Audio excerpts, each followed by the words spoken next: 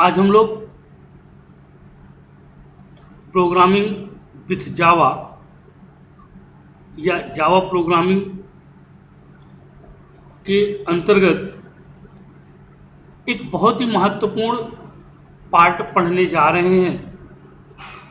जैसा कि आप सभी जानते हैं, लास्ट क्लास में हम लोगों ने टूल्स पढ़े थे, जेडीके, जेआरई, जेडीके अथवा अर्थात जावा डेवलपमेंट किट, जेआरई जावा रन टाइम इन्वायरमेंट और जेबीएम जावा वर्चुअल मशीन। तो जेडीके को हम लोग लास्ट क्लास में पढ़ा, जेआरई को भी हम लोगों ने पढ़ा। आज हम लोग जो स्टार्ट करेंगे जेबीएम, और जेबीएम के बारे में कहा जाता है it is the magic of the जावा। मतलब ये जावा का जादू है। ये जेबीएम होता है वो जावा का जादू होता है, और पूरी की पूरी जावा लैंग्वेज इसी पर डिपेंडेंट होती है। तो हम लोग लास्ट क्लास में दोनों पार्ट्स पढ़ लिया था। आज हम लोग जेबीएम को पढ़ेंगे, अर्थात Java virtual machine. JVM is an abstract machine. मतलब यहां पे वर्ड एब्स्ट्रैक्ट यूज किया गया है। एब्स्ट्रैक्ट तो मैं थोड़ा सा अगर आपको पीछे लेके चलूं, आप लोगों ने C++ में एब्स्ट्रैक्ट क्लास, एब्स्ट्रैक्ट मेथड और एब्स्ट्रैक्ट वेरिएबल आपने पढ़े होंगे। अगर एब्स्ट्रैक्ट क्लास आपने पढ़ा है, मीन्स जिस क्लास को एब्स्ट्रैक्ट डिक्लेयर कर दिया जाता है वो फिर एक कंक्रीट टाइप की क्लास हो जाती है, बॉडीलेस क्लास हो जाती है। उसी तरह से ये एक ऐसी मशीन है, जावा वर्चुअल मशीन एक ऐसी मशीन है जो एब्स्ट्रैक्ट टाइप की, मतलब जिसका कोई स्वरूप नहीं है लेकिन मशीन है, इसीलिए इसे एब्स्ट्रैक्ट मशीन कहा जाता है। बॉडीलेस, जिसका कोई स्ट्रक्चर नहीं है लेकिन काम पूरा करता है। It is A specification that provides run time environment in which Java byte code can be executed. यह स्पेसिफिकेशन है और जो जावा के बाइट कोड को एग्जीक्यूट करने के लिए रन टाइम इन्वायरमेंट प्रोवाइड करता है। मैंने अभी एक वर्ड यूज किया था, मैजिक ऑफ द जावा। तो जावा में चूंकि EXE फाइल नहीं होती, तो EXE फाइल जब नहीं होती है उसकी जगह क्या बनती है, डॉट क्लास फाइल। और मैं आगे चल के आपको बताऊंगा कि डॉट क्लास फाइल कैसे होती है। तो डॉट क्लास फाइल क्या होती है आपके एक्चुअल में, बाइट कोड में होती है। JVMs are available for many hardware and software platform. मैं पहले ही बताया था आप लोगों को कि जावा प्लेटफॉर्म इंडिपेंडेंट है। प्लेटफॉर्म का मतलब मैंने बताया था, आज फिर रिपीट कर रहा हूं। प्लेटफॉर्म का मतलब है विंडोज से, कि जावा चूंकि जितने प्लेटफॉर्म में जावा रन होगी, प्रत्येक प्लेटफॉर्म का जेबीएम अलग अलग होगा। ये मैजिक है जावा का। लिनक्स का जेबीएम काम करेगा, लिनक्स का जेबीएम विंडोज पे काम नहीं करेगा, विंडोज का जेबीएम लिनक्स पे काम नहीं करेगा, एंड द सो ऑन। तो जेबीएम इज प्लेटफॉर्म डिपेंडेंट। चूंकि मैं पहले बता चुका हूं कि जावा वर्चुअल मशीन जो है क्या, प्लेटफॉर्म डिपेंडेंट होती है। इट इज, ऐसा क्यों है? पहला इसलिए ए स्पेसिफिकेशन, क्योंकि ये स्पेसिफिकेशन है, means where working of Java virtual machine is specified. Java virtual machine का काम क्या है? स्पेसिफाइड है, उसको मालूम है कि मेरे को क्या करना है, जावा के सोर्स कोड को कन्वर्ट करके बाइट कोड में कन्वर्ट करना है जिससे क्लास फाइल क्रिएट हो, इसलिए इसका स्पेसिफिकेशन, मतलब स्पेशलिस्ट है, इसका काम ही है इतना, इसके अलावा नहीं है। But implementation provider is independent to choose the algorithm, लेकिन शर्त यह है कि इसका जो इम्प्लीमेंटेशन होता है वो स्वतंत्र रूप से होता है। यहां पर स्वतंत्रता का मतलब क्या है? प्रत्येक ऑपरेटिंग सिस्टम के लिए अलग अलग। Its implementation has been provided by Oracle and other companies. अब चूंकि ओरेकल का नाम इसलिए बार बार आ रहा है क्योंकि जावा को ओरेकल ने खरीद लिया है, इसके पहले सन माइक्रो सिस्टम की थी। तो प्रत्येक कंपनियां इसका स्पेसिफिकेशंस क्या कर सकती है? इंप्लीमेंट कर सकती, तैयार कर सकती है। दूसरा इसका एंड इम्प्लीमेंटेशन। अब इम्प्लीमेंटेशन किसका? वो तो हो गया था स्पेसिफिकेशन, ये है and implementation. Its implementation is known as JRE. जो इसका इम्प्लीमेंटेशन, जहां इम्प्लीमेंट होता है उसको हम लोग क्या, किस नाम से जानते हैं? जेआरई के नाम से जानते हैं। लास्ट क्लास में हम लोगों ने पढ़ा था जावा रन टाइम इन्वायरमेंट, जेडीके भी पढ़ा था हम लोगों ने और जेआरई भी पढ़ा था। आपने देखा होगा जेडीके में जेआरई और जेबीएम दोनों का यूज होता है, लेकिन जब जेआरई की बात आती है तो वहां पर जेबीएम यूज होता है। तो ये इम्प्लीमेंटेशन, कौन इसको इम्प्लीमेंट करता है? जेआरई इसको इम्प्लीमेंट करता है। Next, run time instance. Run time instance का मतलब whenever you write Java command on the command prompt to run the Java class, an instance of JVM is created। जब भी किसी जावा प्रोग्राम को हम लोग जावा कमांड प्रॉम्प्ट में run करते हैं तो वो किस पे होता है? क्लास फाइल में कन्वर्ट होता है। और उस क्लास फाइल को कन्वर्ट करने का, जैसे मैंने बताया था ना, जावा का प्रोग्राम किसमें EXE फाइल नहीं बनती, क्या फाइल बनती है इसमें? क्लास फाइल बनती है। तो उस क्लास फाइल को कन्वर्ट करने का काम किसका है? जेबीएम का। तो the JVM perform following operations. JVM कौन कौन से ऐसे ऑपरेशंस जिन्हें वो परफॉर्म करता है? पहला ऑपरेशन है लोड कोड्स, मतलब कोड को क्या करना? लोड करना। जो जावा का कोड है, सोर्स कोड है, उसको क्या करना? लोड करना। फिर उस जावा कोड को वेरीफाई करना। जो जावा कोड है उसे क्या करना? वेरीफाई करना। इसके बाद कोड को वेरीफाई करने के बाद उसे एग्जीक्यूट करना। और जब वो एग्जीक्यूट होगा तो क्या उसको हमें प्रोवाइड करना पड़ेगा? रन टाइम इन्वायरमेंट प्रोवाइड करना पड़ेगा। तो ये जेबीएम्स इतने ऑपरेशंस परफॉर्म करता है। कोड को लोड करता है, उसको वेरीफाई करता है, कोड को एग्जीक्यूट करता है और उसको रन टाइम इन्वायरमेंट प्रोवाइड करता है जेआरई की थ्रू। अब जेबीएम को अगर हम देखें तो जेबीएम का काम क्या एक्चुअल में? तो इसका एक मेमोरी एरिया होता है, हीप में क्लास फाइल का एक फॉर्मेट होता है, इसके रजिस्टर सेट होते हैं, गार्बेज कलेक्टेड, वो मैं पहले बता चुका हूँ, हीप में ही कलेक्ट होते हैं। फाटल एरर रिपोर्टिंग मीन्स कोई अगर एरर आती है तो उसे ये मूव करता है। Let us understand the internal architecture of JVM. It contains class loader, memory area और एग्जीक्यूशन इंजन। यहां पर एक गौर करने वाली बात है, मैं आपको दो आर्किटेक्चर से रूबरू कराऊंगा,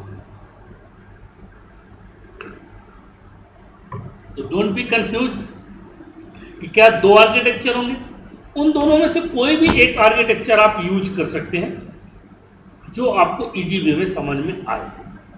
लेकिन मैं यहाँ पर चूंकि मैं क्लास पढ़ा रहा हूँ, मैं कोई नोट्स नहीं प्रोवाइड कर रहा कि मैं एक आर्किटेक्चर दे दिया आपको और उस आर्किटेक्चर को आप यूज कर लें। तो यहाँ पर मैं दो आर्किटेक्चर के साथ आपको डिस्कस करूंगा। उन दोनों आर्किटेक्चर्स में जो आपको बेहतर लगे या जो आपको समझ में आए, आप उसे आसानी से यूज कर सकते हैं। तो देखिए, जेबीएम आर्किटेक्चर मतलब जावा वर्चुअल मशीन का जो आर्किटेक्चर है, सबसे पहला है क्लास लोडर।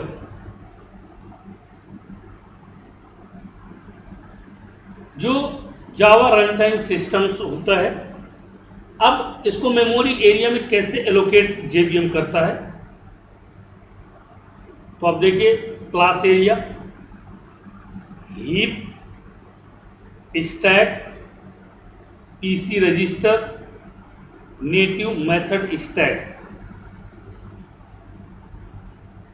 इसके बाद execution engine, native method interface.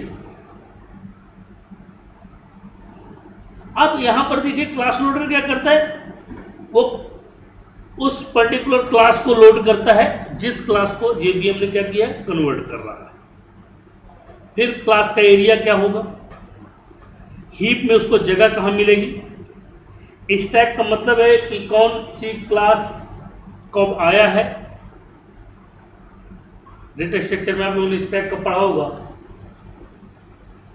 LIFO है, इसका होता है लास्ट इन फर्स्ट आउट, मतलब जो लास्ट में आएगा वो सबसे पहले जाएगा, जो सबसे पहले आएगा वो सबसे बाद में जाएगा। पीसी रजिस्टर, जिस कंप्यूटर में मैं काम कर रहा हूं उसको रजिस्ट्री करना आवश्यक है।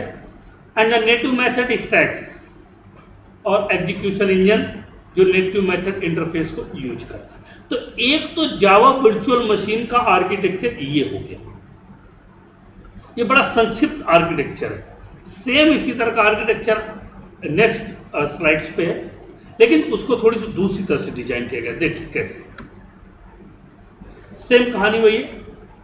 जेबीएम लैंग्वेज क्लासेस, तो सबसे पहले अपन ने क्या ले लिया है, क्लास लोडर। सबसे पहला क्या है हमारा, क्लास लोडर। पहला काम है क्लास को लोड करना। मैं इनको अब अलग अलग यहाँ पे एक्सप्लेन करूंगा, इसलिए मैंने कहा कि मैं दो आर्किटेक्चर आपके साथ डिस्कस कर रहा हूं। अब यहाँ पे 9 स्टेप्स है, 9 स्टेप पिछले में भी है लेकिन 9 स्टेप यहाँ भी, लेकिन इन 9 स्टेप्स को मैंने अलग अलग मेंशन कर रखा। उसमें तो किसी को ऊपर नीचे बताया जा सकता है, लेकिन इसमें क्या है, स्टेप बाय स्टेप। पहला class loader, number 2 method area, इसको क्लास एरिया भी बोलते हैं, ये जेबीएम मेमोरी के अंतर्गत होता है। तीसरा हीप, चौथा जेबीएम लैंग्वेज स्टैक्स जो मैंने बोला आपको, पांचवा पीसी रजिस्टर्स,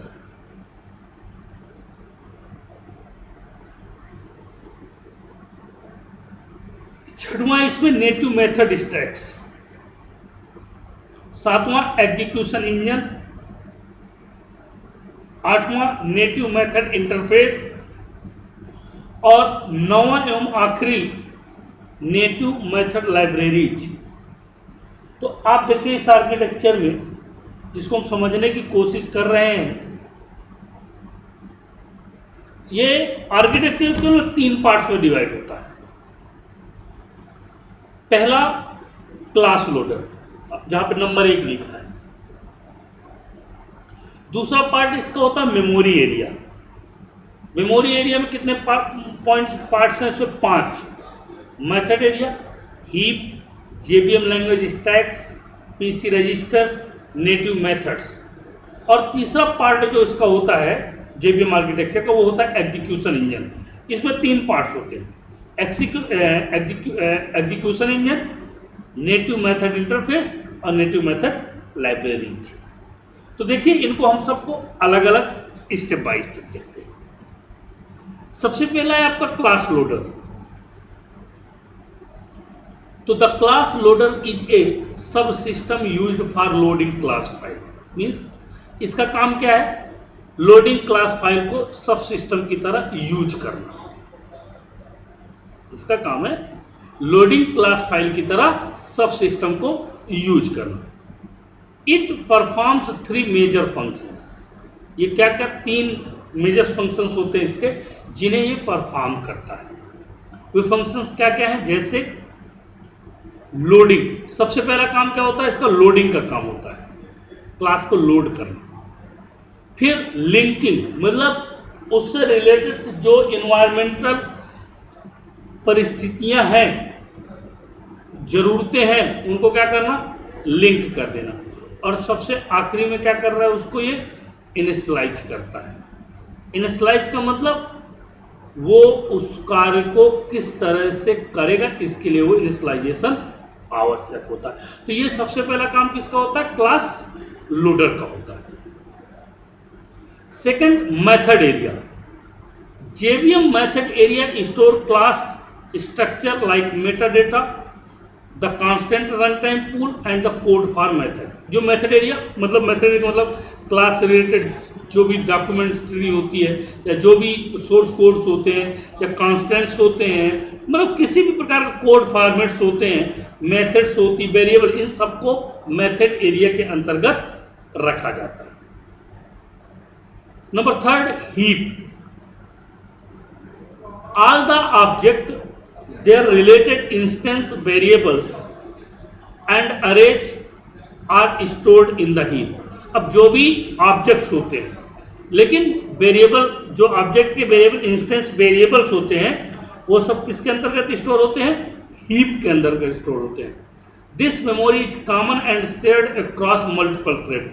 अब कॉमन इसलिए होती है क्योंकि जब किसी क्लास का ऑब्जेक्ट बनाया जाता है, ऑब्जेक्ट C++ में आप लोगों ने बनाया उस क्लास का ऑब्जेक्ट, तो उस ऑब्जेक्ट से आप क्या करते हैं, वेरिएबल को भी एक्सेस कर सकते हैं और मेथड को भी एक्सेस कर सकते हैं। तो वो हुआ ना कॉमन, तो मल्टीपल थ्रेड, क्योंकि एक साथ कई ऑब्जेक्ट को एक्सेस, एक साथ कई मेथड को एक्सेस करने को वो मल्टीपल थ्रेड्स बोलता है। तो चूंकि ये कॉमन होता है इसका मेमोरी एरिया, वो इसलिए कॉमन होता है क्योंकि हमें क्या करना पड़ता है, उसको रिसोर्सेज को अलग अलग डिस्ट्रीब्यूट करना पड़ता है। नेक्स्ट है JVM language stacks. Java language stacks store local variable and it's partial results. Means जो जावा लैंग्वेज स्टैक्स होता है वो लोकल वेरिएबल्स को क्या करता है, स्टोर करता है, और उनका रिजल्ट्स क्या होता है, पार्शियल्स होता है। Each thread has its own JVM stack, क्योंकि प्रत्येक थ्रेड्स का अपना खुद का JVM स्टैक होता है। मतलब स्टैक का JVM नहीं होता है, यहाँ पे स्टैक की बात हो रही है, एक स्टैक, दो stack, stack A, stack B, stack C, मतलब A स्टैक अपनी मेमोरी स्टोर कर, फिर दूसरी मेथड है वो दूसरे उसमें जाएगी, तीसरा वेरिएबल। तो इस तरह से कह रहा है कि वो पार्शियल इसीलिए रिजल्ट देते हैं, individual created simultaneously as the thread is created. और ये एक साथ, अल्टरनेट नहीं, साइमल्टेनियसली एक साथ क्रिएट होते हैं।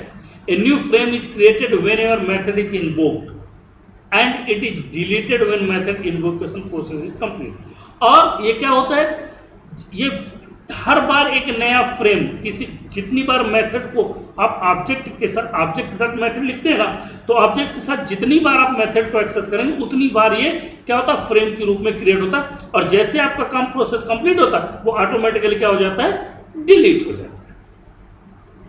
पांचवा होता है PC registers. PC registers store the address of the Java virtual machine instructions which is currently executed. मतलब जो PC रजिस्ट्री होती है उसका काम होता है जावा वर्चुअल मशीन्स के इंस्ट्रक्शंस को एड्रेस प्रोवाइड करना, जो करंटली उसको एग्जीक्यूशंस में यूज होना है। In Java each thread has its separate PC register. और जावा में प्रत्येक थ्रेड का, जैसे प्रत्येक उसका थ्रेड का JVM होता है, उसी तरह से प्रत्येक थ्रेड का PC रजिस्टर्स भी सेपरेट होता है। Native method stack. Native method stacks hold the instructions of native code dependent on the native library. Native का मतलब यहाँ पे वर्ड नेटिव यूज किया गया है। नेटिव का मतलब है कि जरूरत के अनुसार या जिनकी जरूरत हमको पड़ती है वो डिपेंड करता है आपको नेटिव लाइब्रेरी के द्वारा। और it is written in another language instance of Java. ये दूसरे लैंग्वेज में लिखे होते हैं, लेकिन जावा में नहीं लिखे होते। Just like a library. अब जिसे आपकी लाइब्रेरी में यहाँ पे जो नेटिव मेथड बता दूं, आप हेडर फाइल यूज किए ना C++ में, तो जिस तरह से हेडर फाइल IOStream.h वो कोड तुमने नहीं लिखा है, वो कोड, तो उसी तरह से ये नेटिव मेथड्स होती हैं जो स्टैक्स होल्ड करता है और इंस्ट्रक्शंस को परफॉर्म करने में हमारी मदद करता है। Execution engine, it is a type of software use to test hardware, software और कंप्लीट सिस्टम। मतलब ये क्या है, ये सॉफ्टवेयर का टाइप होता है, ये हार्डवेयर, सॉफ्टवेयर और कंप्लीट सिस्टम है। The test execution engine never carries any information about the tested product, ये किसी प्रकार की इंफॉर्मेशन को कैरी नहीं कर सकता है। Native method interface, the native method interface is programming framework, it allow Java code which running a JVM to call by library and native application. Means इसका काम होता है आपके प्रोग्राम को रन करना और उसको जरूरत के हिसाब से जिन जिन चीज़ों की आवश्यकता होगी उन्हें लाइब्रेरी से लाकर एप्लीकेशंस के रूप में प्रोवाइड करना, ताकि हमारा एप्लीकेशन सफलतापूर्वक रन हो सके। Native method library, native libraries is a collection of the native libraries. Means जो नेटिव मेथड्स है, नेटिव मेथड्स की जो कलेक्शंस होते हैं या लाइब्रेरीज होती हैं, just like a C++। Means हम जब किसी स्पेसिफिक लैंग्वेज पे काम कर रहे होते हैं तो बेसिक आप लोगों ने C++ पढ़ा है, तो C++ में क्या है, IOStream.h, Conio.h या math.h या string.h। तो .h that extension header file, ये क्या था आपका एक्सटेंशन नेम था हेडर फाइल का। तो हम जो नेटिव लाइब्रेरी जावा लैंग्वेजेस की है, उन जावा लैंग्वेजेस की नेटिव लाइब्रेरी का कलेक्शंस C और C++ से डिजाइन किया गया है, जिन्हें हम अपनी आवश्यकता के अनुसार एग्जीक्यूशंस इंजन्स के लिए प्रोवाइड करते हैं। तो बेसिक सा कॉन्सेप्ट ये है कि हम किसी भी लाइब्रेरीज में जो कलेक्शंस है या उसका यूज है उसे हम एग्जीक्यूट करने के लिए प्रोवाइड करते हैं। ठीक, तो that is the most important concept of the Java language, JVM, Java Virtual Machine, compulsory question of the main exam and the compulsory concept of the your entire development। तो अगर Java Virtual Machine आप लोग पढ़िएगा, इसमें कोई भी problems हो, किसी प्रकार कोई समस्या हो तो जरूर मुझसे डिस्कस करिएगा, ठीक है। और इसको हम कैसे करेंगे कि कोई प्रॉब्लम हो तो आप लोग जरूर शेयर किया करिए मुझसे, क्योंकि आप लोग कुछ शेयर नहीं करते, इसलिए मेरे को बड़ा डाउट लगता है कि आप लोग समझ पाते भी हैं कि नहीं समझ पाते हैं, ठीक है। तो आप लोग कोशिश किया करिए और कहीं कोई प्रॉब्लम हो तो जरूर मुझसे डिस्कस करिए। Okay, thank you.